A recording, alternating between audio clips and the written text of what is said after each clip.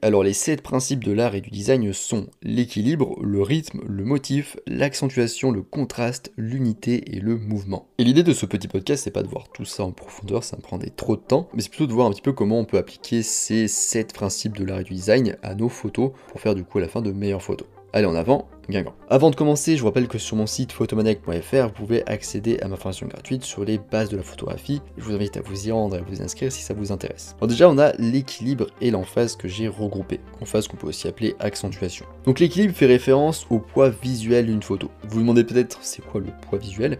En fait, plus un élément a du poids, plus il attire le regard. Donc un élément avec du poids, c'est un élément qui attire le regard tout simplement.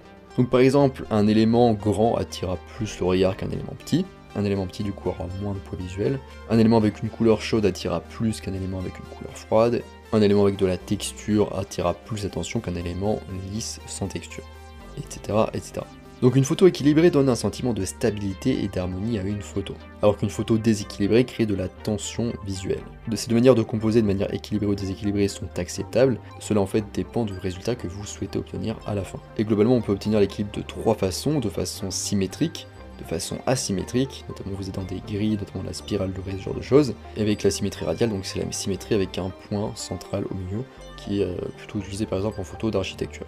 Si ce sujet vous intéresse, j'ai fait un très gros article avec plein d'exemples sur mon site photomaniac.fr, donc je vous invite à aller voir tout ça si ça vous intéresse. Ensuite, du coup, j'avais mis aussi avec l'équilibre l'accentuation ou l'emphase. Parce qu'en fait, accentuer ou mettre l'emphase, c'est une façon de façonner un point d'intérêt particulier dans une photo.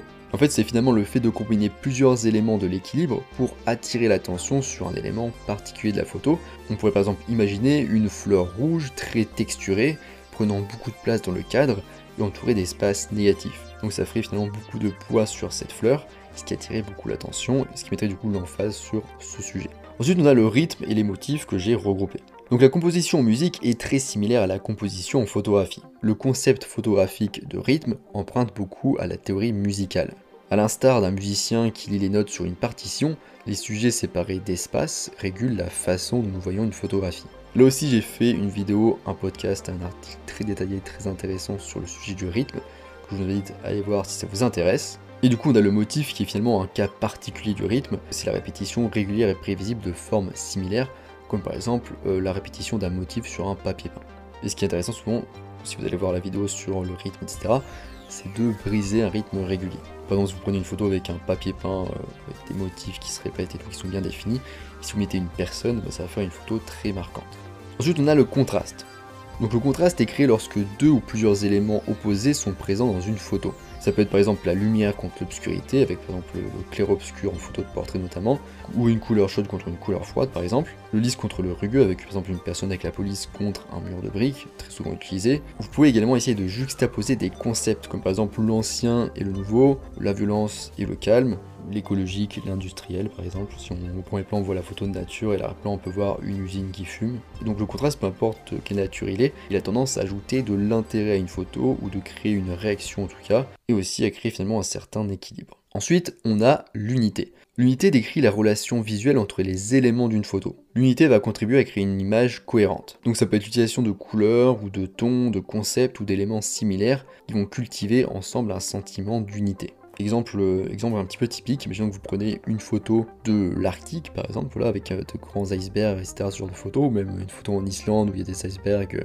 qui s'échouent un petit peu ici et là sur la plage. Donc l'ambiance elle est très froide, s'il y a des icebergs c'est que l'ambiance est froide, qu'il fait froid ce jour-là. Et le froid c'est pas seulement une température au niveau du ressenti de l'air, mais c'est aussi quelque chose qu'on peut retranscrire visuellement. Et les couleurs froides par exemple c'est le bleu. Donc par exemple si vous prenez une photo avec l'eau qui est bleue un peu sombre parce qu'il fait un peu mauvais, et qui a aussi du coup de la glace, des icebergs dans la photo, mais dans ce cas prenez ces moments à l'heure bleue où tout est bleuté, ça peut être très intéressant et ça crée de la cohérence. Contrairement à si par exemple on prenait ça à un coucher de soleil, donc ça pourrait aussi marcher par exemple contraste éventuellement. Et du coup on perd un petit peu le côté cohérent parce qu'on aura la couleur chaude et chaleureuse orangée qui correspond pas forcément à la glace qu'on voit devant nous. Ce qui peut provoquer par exemple une désunion ou perturber l'image, ça peut être un mauvais cadrage, des perspectives maladroites avec par exemple un premier plan trop grand, ou encore une surexposition, ou encore une sous-exposition. Et enfin, on a le mouvement. Donc en photographie, le terme mouvement décrit souvent la relation entre le temps de pose et un sujet, mais le mouvement fait aussi référence au chemin que prend l'œil du spectateur lorsqu'il lit une photographie.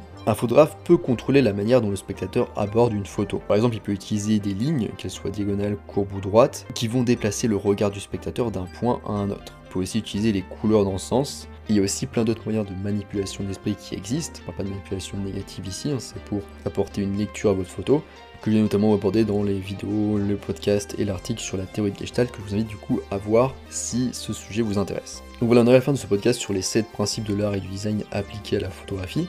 Comme vous avez pu le voir, on a déjà abordé certains de ces éléments du design en photo, et je vous laisse du coup aller voir un petit peu tout ça s'il y a des choses qui vous intéressent. Je vous rappelle que sur mon site photomaniac.fr, vous pouvez toujours accéder à ma formation gratuite sur les bases de la photographie. Je vous invite à vous inscrire si ça vous intéresse. Moi je vous laisse ici à votre design photo, et je vous dis à bientôt sur les internets mondiaux.